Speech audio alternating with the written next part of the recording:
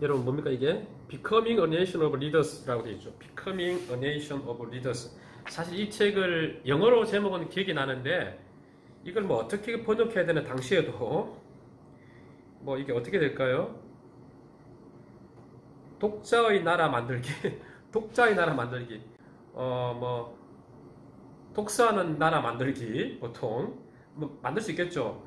근데 이 보고서가 여러분 언제 나왔냐면요 1985년도 나온 책이에요. 이게 미국에서 나와 있는 책인데 그러니까 이게 뭐냐면 일종의 읽기위원회의 보고서예요. 국가 읽기위원회죠 미국에.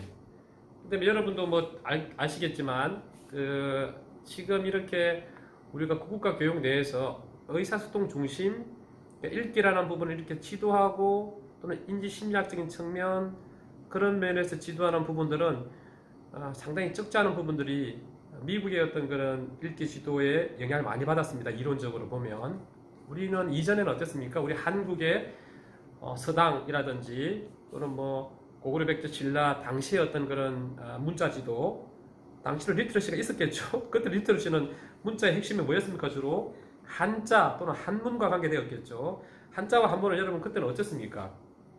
그죠? 예. 뭐 아주 쉬운 말로는 누군가가 권력을 가진 사람만이 사용할 수 있는 제한되어 있는 뭐 신분으로, 계층으로, 계급으로 그게 조선시대까지 계속 이어오지 않았습니까? 사실 뭐 조선시대뿐만 아니라 그런 것들은 여러분 우리 그 한국전쟁 이후에 6.25 전쟁 이후에도 마찬가지인 거죠. 그죠? 그래서 문식성은 지금도 아주 많은 나라에서 그렇지만은 어떤 사회적인 지위나 권력이나 경제적인 어떤 부나 그와 또 밀접한 관련이 있어요. 그래서 국가에서는 그런 걸 해소하기 위해서 문식력, 그러니까 교육은 당연한 그들의 권리, 우리 국민의 권리를 만들어주는 거죠. 만들어야 되는 것이죠. 그래서 문식성을 높이는 게 굉장히 중요한 거죠, 사실은. 왜냐하면 그렇게 해야만이 국가의 힘, 나라의 힘도 세지는 거 아니겠어요? 그러니까 문식력이 높은 그 나라의 국력은 높아질 수밖에 없습니다. 당연히. 그건 당연히 또 경제력도 관련되어 있기 때문에. 또 한편으로 보면은 문식성이 높은 국가나 사회는 어떻게 될까요, 여러분? 민주성이라고 해야 될까요? 그죠? 민주주의가 되는 그런 척도가 되는 아주 중요한 차질 중에 하나가 또 문식성입니다.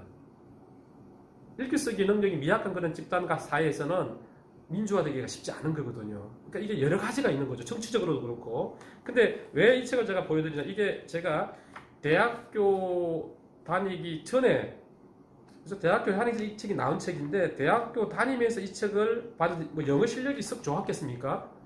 근데 이 책이 제가 읽기가 무엇인지에 대해서 그래도 대학생이 되고 초등학교 교사가 되기 위해서 굉장히 중요한 안내서, 지침서가 된 그런 책들이에요.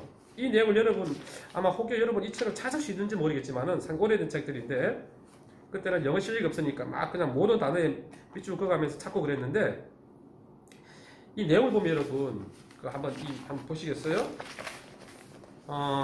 이 내용을 보면은 이렇게 이제 목차가 나와요. 목차가 나옵니다. 그죠? 목차가 나와 있잖아요. 그죠? 이 목차를 보면은 우리가 이제 공부할 내용이 그대로 나와 있는 거죠. What is reading? 읽기가 뭔지, Emerging Literacy가 뭔지, Extended Literacy, 그 다음에 교사하고 어떤 교실의 상황, 그 다음에 평가와 독서, 그 다음에 교사교육, 그 다음에 Professional Development. 그러니까 여러분 어떤 생각이 듭니까? 이게 85년도 책인데 사실 지금 조금 전에 우리가 했던 IRA에서 최근에 아주 뭐 중요한 어떤 그런 보고서라고 할 수 있는 그 내용과 어떻습니까? 상당히 관련성이 있잖아요. 그죠? 그러니까 이건 벌써 15년이니까 30년 전, 35년 전입니까? 30년 전의 보고서인데 역시 어떻습니까? 읽기는 중요하다는 거죠. 사실 지난 시간에는 여러분 듣기 말하기에 대해서 이야기를 했잖아요. 그죠? 여러분 뭐 배려하는 말하기 듣기 이야기를 했잖아요. 그죠? 정서 이야기 나오면서. 근데 읽기는 아주 중요한, 우리 뭐 정부 차원에서 바라보면 읽기 중요한 거죠.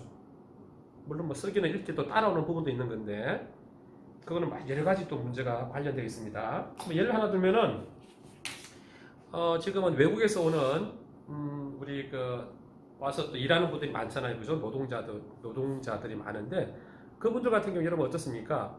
한글에 대한 이해, 한국어에 대한 이해도가 높으면 높을수록 어떻게 될까요? 그렇죠. 일에 대한 성과가 높아질 수밖에 없잖아요. 이런 게 참 중요한 문제거든요. 앞으로 10년, 20년, 2030년, 2040년, 50년을 놓고 보면 상당히 중요한 문제예요. 이거 좀 다른 면에서 또 논의를 해야 되겠죠. 지금 우리가 하고 있는 것은 우리 학교 내에서 이루어지는 리터러시, 저는 읽기에 대한 이야기를 하고 있는데 다 확장이 되는 부분이 있으니까 상당히 중요한 문제인 거죠. 아마 여러분들이 나중에 발령을 받았는데 이를테면 영등포구에 있는 학교라든지 특정한 지역의 학교를 갔을 때는 아마 그 학교에 소속된 우리 학생들, 당연히 한국 국적을 가지고 있는 학생들이지만 때로는 중국을 사용하는 경우도 있을 것이고 때로는 러시아 쪽에 있는 언어, 그런 친구도 있을 거예요. 그런 상황에서 우리가 기본적으로 읽기가 무엇이고 읽기를 어떻게 지도하는 것이 필요한 것에 대한 이해는 고급학 교육에서 굉장히 중요한 거죠. 여러 가지 측면에서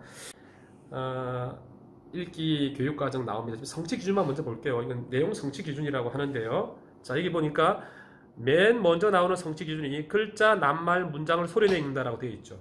이거 여러분 기억나죠? 지난번에 제가 말씀드렸듯이 수업에 대한 이야기 한번 했잖아요. 그죠? 1학년을 데리고 수업을 한번 말씀드렸잖아요. 사실은 뭐 읽기라는 것 자체가 무엇인지 여러분 굉장히 중요하다 그랬죠. 그죠? 읽기가 뭔가, 정의가 뭔가, 내가 한번 정의를 해보자. 근데 이제 읽기 같은 경우에 내 스스로, 나 스스로 정의를 할 수 있겠지만은 학습을 통해서 정의가 되면 좀 달라지겠죠. 그래서 여러분들 이제는 이 수업이 끝나고 나면 수업과 관계된 내용도 좋고 여러분이 국어과 교사로서 또는 더 기본적으로 초등학교 교사로서 조금씩 성장한다는 것을 전제로 여러분 이제 질문을 만들도록 할 겁니다. 질문을 만들어야 돼요. 그럼 여러분 그 질문을 만들면 저는 여러분 질문을 보고 또 답을 할 거예요. 피드백을 해드리는 걸로 할 겁니다. 어떤 경우도 그 질문은 많이 하도록 하지는 않을 거예요. 그 다음에 또 하나는 에세이 쓰기를 하는 거죠. 일종의 논술문처럼 뭐 중수필이 돼도 좋고 경수필이 돼도 좋지만은 마치 우리 임용고사에서 논술을 본다는 그런 느낌으로 앞과 중간과 마무리가 있는 대신에 한쪽을 넘기지 않는, 그래서 제가 문단을 수를 지정해주고 또 한 문단에는 여러분 5문장 플러스 마이너스 2, 마이너스는 안 되겠다. 왜냐하면 한 문단에 3문장이 들어가면 썩 좋은 글이 되진 않으니까 그냥 플러스만 해야 되겠네요. 한 문단에 5문장 또는 2문장 정도 추가 가능한, 어쨌든 그래서 플러스 마이너스 2 해서 그렇게 해서 전체로 보면은 한 문단, 하나, 둘, 세 문단, 마지막 한 문단. 그럼 5문단 정도 되나요? 그렇다면 여러분 A4 용지 하나가 되겠죠. 그런 정도의 어떤 그런 과제, 보고서라기보다는 일종의 뭐 수업에 대한 것과 내가 성장하고 있는 내용에 대한 것들, 그것과 그 다음에 질문은 바로바로 이렇게 뭐 제 메일이나 이렇게 하는 게 어떨까 싶어요. 뭐 이화 메일도 있지만 스누 메일이 있으니까 잡 리터러시라고 되어 있죠. 아이디가 잡 리터러시 아이디는 여러분 왜 잡 리터러시냐면 잡 리터러시가 제 전공이죠. 제 박사학위 논문이 공무원의 직업 문식성 평가에 관한 연구예요. 공무원. 그러니까 쉽게 말하면 이런 거죠. 공무원들도 일을 한다. 공무원들도 읽기 쓰기를 실제로 하고 있다. 해야 된다. 그렇게 해서 읽기 쓰기를, 사실은 이제 읽기 쓰기도 지금은 여러분 확장되어 가지고 리터러시를 말할 때 지금은 전통적으로 리터럴 랭귀지라고 하는 읽기와 쓰기와 관련된 그 내용만 리터러시라고 하지 않고 지금은 지난번 오럴시라고 해서 우리가 흔히 말하는 오럴 랭귀지 이런 쪽도 지금 연결을 시키고 있습니다. 전반적으로. 근데 이제 주로 읽기 쓰기를 많이 하죠. 왜냐하면 회의할 때 리터러시가 영향을 안 미치겠습니까? 공무원들이 모여서 회의할 때, 여러분이 친구들하고 모여서 회의할 때 리터러시가 영향을 안 미치겠어요? 읽기와 쓰기 역량이 대화하고 협의하고 회의하는 영향을 안 미치겠습니까? 그러니까 뗄래야 뗄 수가 없는 거죠, 사실은. 지금 저도 물론 오늘은 읽기에 초점을 두고 우리가 말씀을 드리고 있지만은 이 읽기라는 부분이 듣기 말하기나 쓰기와 관련이 없겠습니까? 듣기 말하기와 더 관련이 있죠, 사실은. 그죠? 읽은 내용에 대해서 말을 해야 되고. 근데 이제 지금은 주로 읽기 쓰기에 대해서 말씀을 드리는데, 그래서 공무원들도 읽기 쓰기가 필요하고 중요하다는 거죠. 실제 업무에, 특히 뭐 민원도 그렇고 공무원이 어떤 일을 계획하고 실행하고 평가하고 예산을 집행하는 그 모든 과정에서 참 중요한데, 아니 공무원들 임용고사 시험을 보니까 뭐 서울시 교육 공무원이나 또는 교육청 공무원이나 또는 국가 수준의 공무원이 있죠, 그죠? 우리가 흔히 말하는 뭐 7급 공무원, 보통 공무원은 7급 공무원은 8급도 있고요, 또 시단에는 9급도 있고, 그 다음에 이전에는 고등고시라고 했던, 지금은 이제 5급 공무원 임용고시라고 하는데 PSAT라고 또 시험도 보죠. 그거는 이제 직업 적성 평가와 관련된 내용들, 그런 평가들을 조사해 보면 이런 것들이 과연 공무원들이 실제로 직장 내에서 필요한 리터러시를 제대로 평가하고 있느냐라는 걸 제가 살펴본 거죠.